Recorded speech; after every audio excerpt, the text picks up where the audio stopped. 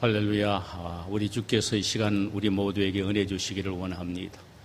연약한 믿음의 사람은 강건한 믿음으로, 연약한 육신으로 고통을 당하는 분들은 육신의 건강함으로, 삶의 어려움을 당하는 분은 삶의 풍성함을 오늘 이 예배를 통하여 체험하고 또 부어주신 은혜를 갖게 되기를 소원합니다.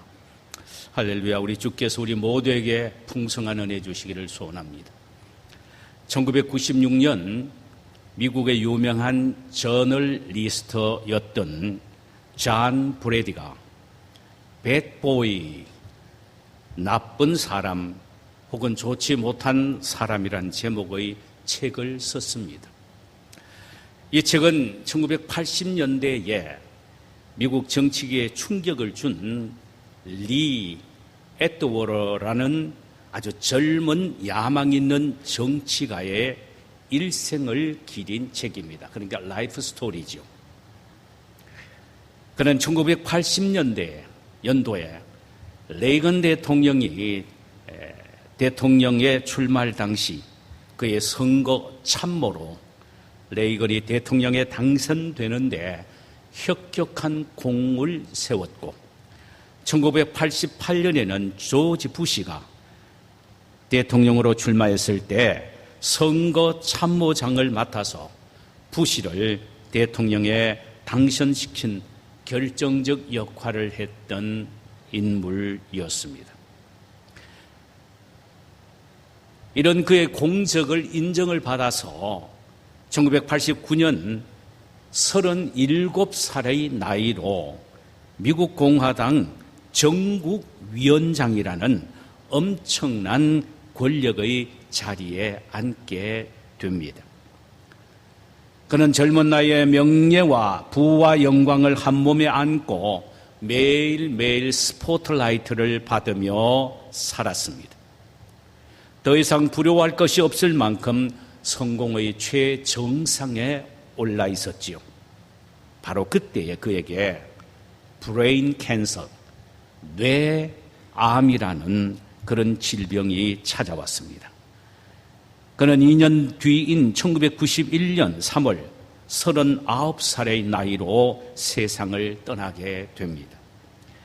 그가 죽기 전 얼마 동안은 삶을 마무리하면서 많은 말들을 남겼는데 그 중에 아주 대표적인 말이 바로 이것입니다. 나는 성공한 것 같았는데 사실 성공한 인생은 아니었다. 나는 어리석게도 위조 지폐를 움켜 안고 인생을 살아왔다. I was bad boy. 나는 지금까지 참 나쁜 인생을 살아온 사람이다. 내가 고통을 준 모든 사람에게 진심으로 사과를 한다. 라는 말을 남겼습니다.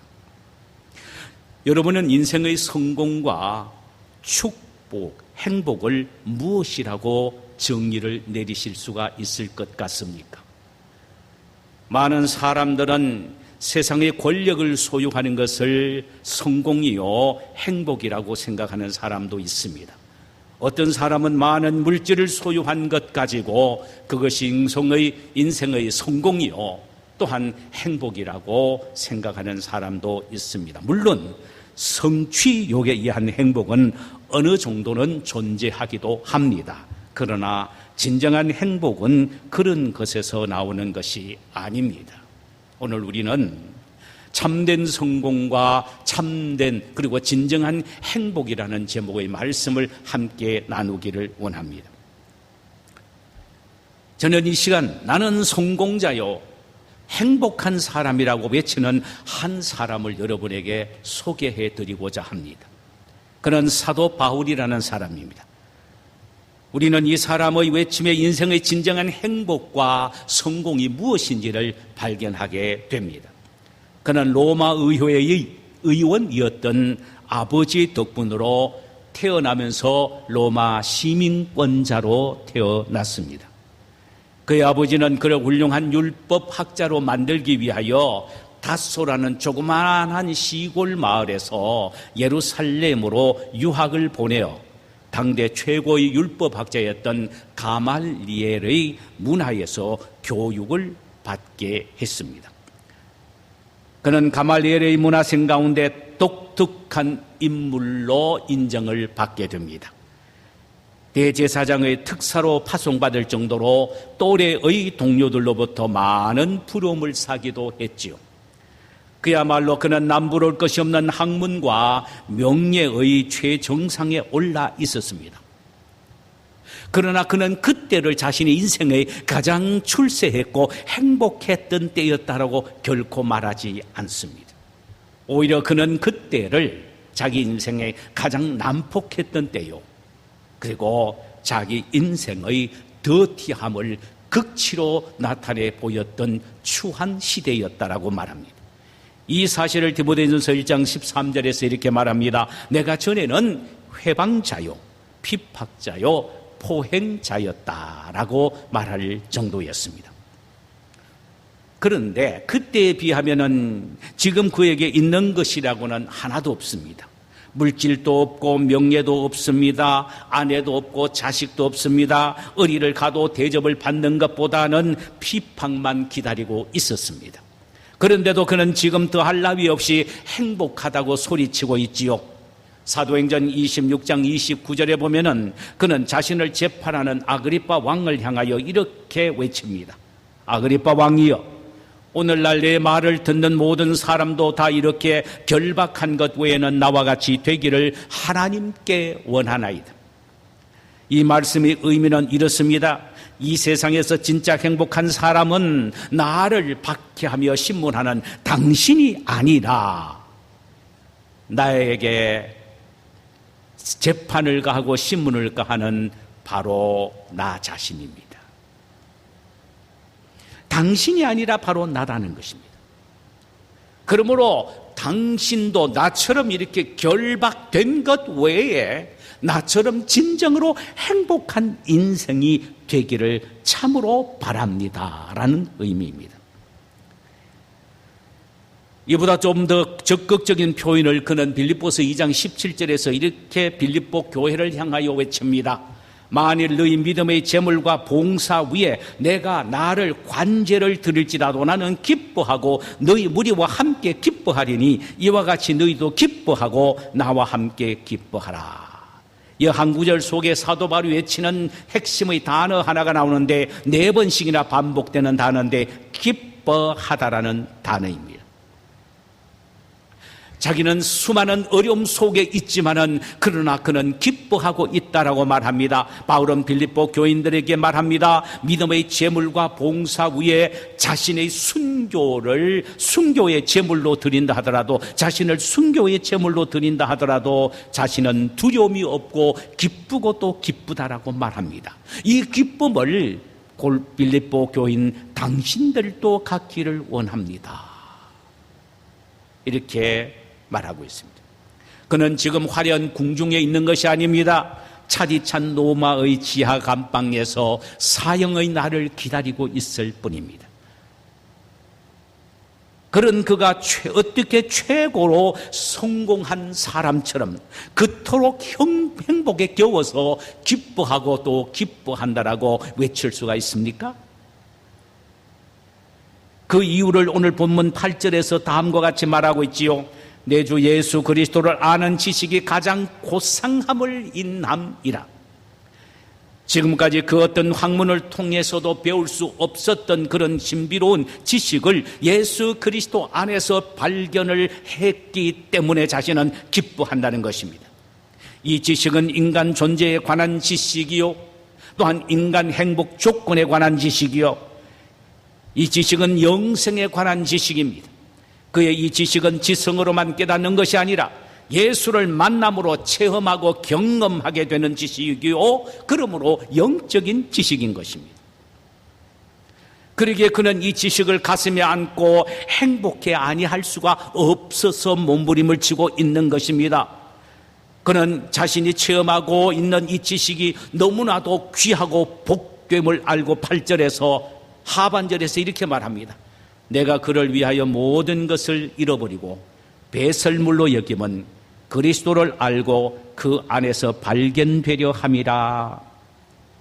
이는 진정한 성공과 행복은 물질적 소유에 있는 것이 아니라 아니며 철학과 율법 등을 깊이 도덕한 세상적 지식에 있는 것도 아니라는 것입니다. 오히려 그는 이 모든 것들을 하나님 앞에서 배설물로 여긴다는 것입니다.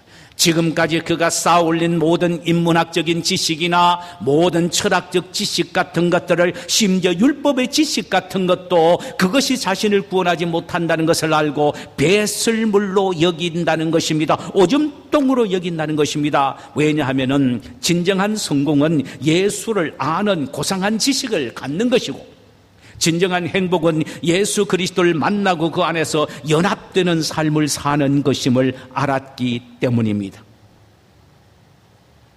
그는 예수 그리스도를 아는 지식이 너무나도 귀하여 고린도후서 4장 7절에서는 이것을 보배라는 treasure, 보배라는 단어를 사용했습니다. 그는 이 세상 사람들이 보지도 못한 보배인 예수 그리스도의 구원의 진리를 소유하고 누리고 있기 때문에 자신의 진정한 성공과 행복은 지금 이 시점에 있다라고, 지금 소유하고 있는 예수 그리스도의 복음의 진리를 터득하는 이 순간이라고 소리치고 있습니다. 한국에 현대를 대표하는 지성이라는 분이 있습니다.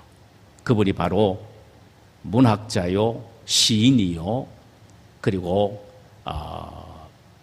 평론가인 이어령 교수입니다. 연세대학교 명예교수이죠. 이화여대 명예교수죠. 그런데 그분이 예수를 믿게 됩니다. 70이 넘어서 80이 거의 다 돼가서 예수를 믿게 됩니다. 예수를 믿고 난 이후에 쓴 책이 지성에서 영성으로라는 책입니다. 그의 고백입니다. 자신은 한국에서 알아주는 많은 지식을 가지고 있는 지성인이라고 하지만은 그 지성이 자기의 성공을 보장해 주지도 않았고, 자기의 지성이 자신을 행복하게 해 주지도 않았다는 것입니다. 물론 예수 믿기 전에는 그것이 성공이요, 그것을 행복으로 생각했는데 예수를 만나고 난 이후부터는 그 위대한 영성을 깨닫고부터는 진정한 성공이요, 행복은 이 영성을 소유하는 것이라는 아주 획기적인 말을 했습니다.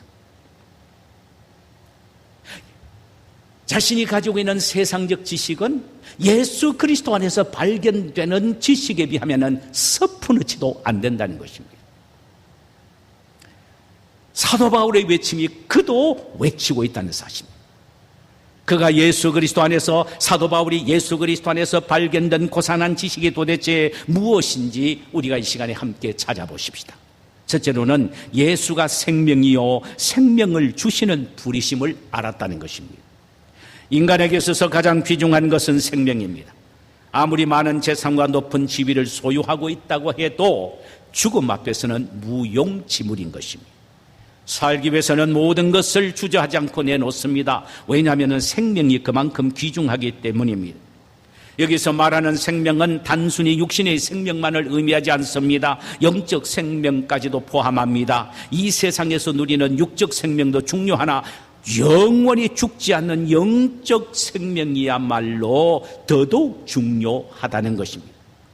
바울은 로마서 5장 17절에서 18절 사이에서 육적 생명과 영적 생명의 근원에 대해서 이야기하면서 이 두 생명을 견주어서 비교하면서 말을 합니다. 한 사람이 범죄를 인하여 사망이 그 한 사람으로 말미암아 왕노릇하였은즉 더욱 은혜의 의의 선물을 넘치게 받는 자들이 한 분 예수 그리스도로 말미암아 생명 안에서 왕노릇하리로다. 그런즉 한 범죄로 많은 사람이 정죄에 이른 것 같이 의의 한 행동으로 말미암아 많은 사람이 의롭다 하심을 받아 생명에 이르렀느니라 그랬습니다. 이 말씀의 의미는 이렇습니다. 원래 인간은 육적 생명과 영적 생명을 함께 소유한 하나님의 걸작품으로 이 세상에 창조함을 받았으나 아담이 죄를 범함으로 죄가 세상에 들어왔고 그 아담 한 사람으로 말미암아 사망이 왕노릇하게 되었다는 것입니다. 이는 사망의 모든 사람을 사로잡았다는 말입니다. 한 사람 아담 때문에 후손인 모두가 다 죽게 되었다는 말이에요. 그 죽음은 육적 죽음뿐만 아니라 영혼이 하나님과의 관계가 끊어진 영적인 죽음과 그리고 그 상태에 영원한 지옥에 들어갈 수밖에 없는 영원한 죽음을 포함하고 있다는 것입니다. 이런 처절한 사망에 있는 인간을 구원하기 위하여 하나님은 한 번 예수 그리스도를 이 세상에 보내어 그로 하여금 인간의 모든 죄를 짊어지고 십자가에 못 박혀 죽게 하셨다는 것입니다. 그의 대속의 죽음으로 말미암아 인간의 모든 죄가 용서함을 받았고 그를 믿음으로 말미암아 영원한 생명을 얻게 되었다는 것입니다. 이 놀랄만한 고상한 진리, 한 사람으로 말미암아 인간에게 죽음이 완 이 문제를 하나님이 한 사람 예수로 말미암아 해결해 놓으신 이 고상한 진리는 아는 것이 바로 곧 성공이요, 그 생명 되신 예수를 지금 마음속에 모시고 그분과 함께 교제를 나누며 사는 삶이 진정한 행복한 삶이라고 말합니다. 다른 것 없어도 생명이 되신 예수를 마음에 모시고 그분과 연합하는 삶이 진정한 성공이요, 진정한 행복임을 늘 우리 역시 잊지 말아야 합니다. 여러분은 예수를 아는 것이 참된 성공이요, 예수를 믿고 마음속에 예수를 모시며 그분과 교제를 나누며 살아가는 것이 진정한 행복으로 생각하십니까? 이것을 알기 전에, 이것을 경험하기 전에는 그 누구도 성공했다, 그 누구도 행복했다고 말할 수가 없다는 사실을 우리는 알아야 할 것입니다. 두 번째로 사도 바울이 예수 안에서 발견된 또 하나의 지식은 예수가 승리자라는 사실입니다. 승리자일 뿐만 아니라 승리의 선봉자라는 것입니다. 인류 최대의 적은 사탄입니다. 사탄은 우리 조상 아담과 하와를 유혹하여 죄를 범하게 만들고 그 대가로 죽음을 가져오게 했습니다. 인류의 조상을 이긴 사탄은 그 후손들을 이기는 것은 아주 우습게 여기게 됩니다. 온 인류는 사탄의 세력 아래서 속수무책이 됩니다. 이 악한 사탄의 세력을 멸하기 위하여 예수님이 이 세상에 오셨습니다. 사탄의 한 놈은 예수님이 자신의 지인을 파하기 위하여 온 줄을 알고 있기에 모든 종교 지도자들과 정치 지도자들을 충동하여 예수님을 죽이기를 꾀합니다. 결국은 예수님은 정치범으로 몰려서 십자가에서 못 박혀 죽게 됩니다. 사단은 예수님을 죽이는 것을 승리로 생각했습니다. 그러나 예수님은 3일 만에 부활하셨지요. 예수님이 죽음에서 부활하심으로 사단은 그 머리가 아예 밟혀 박살이 났습니다. 사단은 예수님에 의하여 머리가 밟혀 부서졌으나 아직도 인간을 이기기에는 충분한 힘이 있습니다. 그래서 인간의 정신세계를 혼란스럽게 만들고 인간의 육체도 병들게 하며 인간의 심성을 파괴시켜 모든 죄를 범하게 만드는 것입니다. 그렇다면 우리 인간이 어떻게 사탄을 이길 수가 있단 말입니까? 단 하나의 방법입니다. 사탄을 이기신 예수 그리스도를 모시고 그 이름으로 사탄을 꾸짖고 명령할 때에 사탄은 한 길로 왔다 7길로 도망간다라고 성경은 말씀하고 있습니다. 사도 바울 선생은 이 역사를 그의 복음사역에서 친히 경험을 했던 것입니다. 고린도전서 11장 23절과 27절 이하에 보면은 내가 수고를 넘치도록 하고 옥에 갇히기도 더 많이 하고 매도 수없이 맞고 여러 번 죽을 뻔하였으니 유대인에게는 40에 하나 감한 매를 5번이나 맞았으며 3번의 태장을 맞고 1번 돌로 맞고 3번 파선하는데 일주야를 기품에서 지냈으며 여러 번 여행의 강의 위험과 강도의 위험과 동족의 위험과 이방인의 위험과 시내의 위험과 광야의 위험과 바다의 위험과 거짓 현재 중의 위험을 당하고 또 수고하고 애쓰고 여러 번 자지 못하고 줄이며 목마르고 여러 번 춥고 굶고 헐벗었노라. 사단이란 놈은 인간과 자연을 통하여 처참하게 바울을 공격했다는 말입니다. 그러나 그 공격 속에도 사도 바울은 이겼다는 사실을 소리치고 있습니다. 누구 힘으로? 예수의 이름으로 이겼다는 사실입니다. 이 사실을 로마서 8장 35절에서 이렇게 말합니다. 누가 우리를 그리스도의 사랑에서 끊으리요? 환난이나 곤고나 비박이나 기근이나 직선이나 위험이나 칼이라. 기록된 바 우리가 종일 주를 위하여 죽임을 당케 되며 도살할 양과 같이 여김을 받았나이다 함과 같으리라. 그러나 이 모든 일에 우리를 사랑하시는 이로 말미암아 우리가 넉넉히 이기느니라. 할렐루야. 사탄은 여러 가지 환경과 사건과 사람을 통하여 우리를 공격하지만 결코 우리는 예수 그리스도로 말미암아 이기게 된다는 것입니다. 그것도 억지로 이기는 것이 아니고 천하무적으로 이기게 된다는 것입니다. 그래서 그것을 넉넉히 이기게 되었다는 것입니다. 그러므로 우리는 항상 예수의 힘과 능력을 전적으로 의지해야 하며 그 예수의 이름을 항상 불러야 합니다. 늘 예수의 이름을 불러야 합니다. 우리의 어려운 환경 앞에서도 예수 이름으로 꾸짖어야 하고 우리의 어려운 문제와 사건 앞에서도 예수 이름을 꾸짖어야 하고 우리의 연약한 육신 앞에서도 예수 이름으로 꾸짖어야 하고 우리의 병마 앞에서도 예수 그리스도 이름으로 꾸짖어야 합니다. 사도 바울은 철저히 예수 이름을 그 입에서 떠나지 않았습니다. 그러므로 그는 예수 이름을 통하여 능 승리를 경험할 수 있었기에 고린도전서 15장 57절에서 이렇게 고백합니다. 우리 주 예수 그리스도로 말미암아 우리에게 이김을 주시는 하나님께 감사하노라. 이 말의 의미는 내가 늘 예수 그리스도의 이름으로 대항하고 꾸짖고 맞서고 명하고 내가 쫓았었기에 하나님은 그때마다 나의 기도를 들으시고 이김을 주셨다. 이김을 주셨다. 내 힘에 이기는 것이 아니고 예수 때문에 이기는 것입니다. 왜? 예수는 승리의 선봉장이기 때문입니다. 예수 때문에 이기는 겁니다. 그는 삶의 전 영역에서 승리케 하시는 예수님을 모시고 있기에 성공한 인생이요 행복한 인생이라 말하지 아니할 수가 없다라는 것입니다. 찬송가 384장의 루터는 이런 찬송시를 썼습니다. 3절 가사입니다. 내 힘만 의지할 때는 패할 수밖에 없으나 힘 있는 장수 나와서 내 대신 싸우네. 이 장수 누군가? 주 예수 그리스도 만군의 주로다. 당할 자 누구랴? 반드시 이기리로다. 할렐루야, 할렐루야, 할렐루야. 루터의 이김이 우리의 이김이 될 줄 믿습니다. 성도 여러분, 우리 역시 생의 여러 방면을 통하여 사탄의 도전을 받을 수도 있습니다. 그러나 그때 내 힘 의지한다면 피할 수밖에 없습니다.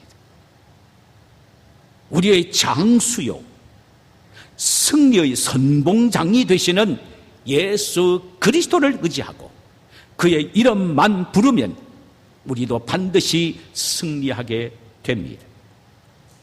예수님은 우리에게 이런 승리를 주시기 위하여 이 세상에 오셔서 십자가를 통하여 이 승리를 이루어 놓으셨습니다. 그러므로 이 승리를 누리는 것은 우리의 특권이요 영광입니다. 바울처럼 예수님만을 마음속에 모시고 그분만 믿고 의지하면 바울의 승리가 우리 모두의 승리가 될 줄 믿습니다. 성도 여러분, 세상의 모든 것 같고 예수 없으면 그것은 성공하지 못한 위조 지폐를 갖고 있는 것과 같고 모조품 행복을 갖고 있는 것임을 알아야 합니다. 그러나 다른 것 좀 부족해도 예수님을 알고 마음속에 예수님을 모시고 그분과 교제하는 삶을 사면 여러분 이것이 성공이요 이것을 아는 지식이 가장 고상하기에 이 지식을 체험하며 사는 것이 진정한 행복인 것입니다. 인간에게 있어서 예수 안에서만 구원이 있고, 예수 안에서만 생명이 있고, 예수 안에서 예수 이름으로만 승리를 가질 수 있다는 사실을 아는 것, 그래서 그 주를 굳게 붙잡고 그 주님을 마음속에 모시고 그 주님과 교제하며 사는 이것을 깨닫는 것, 이것이 바로 참된 성공이요, 이것이 바로 진정한 행복이라는 말씀입니다. 예수님이 왜 이 세상에 오셨습니까? 우리로 하여금 실패한 인생이 아니라 성공한 인생, 모조품 인생이 아니라 진정으로 행복한 인생의 삶을 누리도록 하기 위해서입니다. 그러므로 우리는 교회만 왔다 갔다 하는 것으로, 신앙생활을 다 한 것으로 착각해서는 안 됩니다. 생명이 되신 예수를 깊이 만나시고 그분을 마음속에 모심으로 그 안에서 생명을 누리는 행복한 삶, 이것이 바로 성공한 인생입니다. 예수님을 나의 승리자로 확신하고 그 예수 이름으로 외치며 고백하며 꾸짖고 소리치며 나아갈 때에 그 어떤 환난과 상황과 어려움과 좌절이 닥친다 할지라도 우리는 예수 이름 때문에 승리하게 될 것입니다. 이런 승리의 삶이 성공하는 삶이요, 행복한 삶입니다. 이런 축복이 우리 모두에게 있어지기를 주님의 이름으로 축원합니다. 자, 우리 시간에 찬송 한 장 부르십시다. 찬송가 38장이 되겠습니다.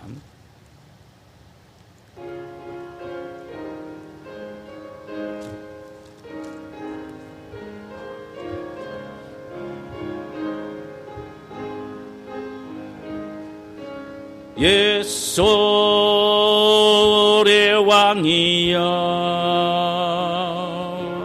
이곳에 오셔서 우리가 왕께 드리는 영광을 받아 주소서. 우리는 주님의 백성, 주님은 우리 왕이라. 왕이신 예수님 오셔서 좌정하사 다스리소서. 예수 우리 주시여 이곳에 오셔서 우리가 주께 드리는 찬양을 받아 주소서. 우리는 주님의 종들, 주님은 우리 주시라. 주 대신 예수님 오셔서 이 찬양을 받아주소서.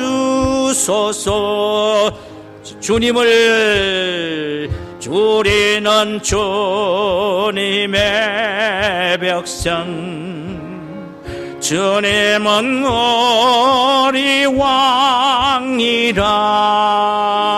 왕이신 예수여 오셔서 좌정하사 다스리소서. 우리는 주님의 종들, 우리는 주님의 종들, 주님은 우리 주시라. 주 주 대신 예수여서서 이 찬양을 받아주소서. 우리 이 시간에 함께 눈을 감고요, 오늘 말씀을 생각하면서 우리 한번 기도드립시다. 진짜 성공이요 축복이 뭡니까? 사도 바울은 말합니다. 예수 그리스도의 고상한 지식을 아는 것이라 했습니다. 예수님의 고상한 지식은 예수가 생명이며 나에게 생명을 주시는 분이시다. 바울의 깨달은 예수님에 대한 고상한 지식은 예수가 승리자이기에 예수 안에서 나도 승리한다라는 이 지식을 깨닫고 확신하며 사는 것이, 그것이 인생의 행복이요 성공입니다. 주여, 나에게 이런 은혜를 달라고, 이런 지식을 달라고 기도하십시다.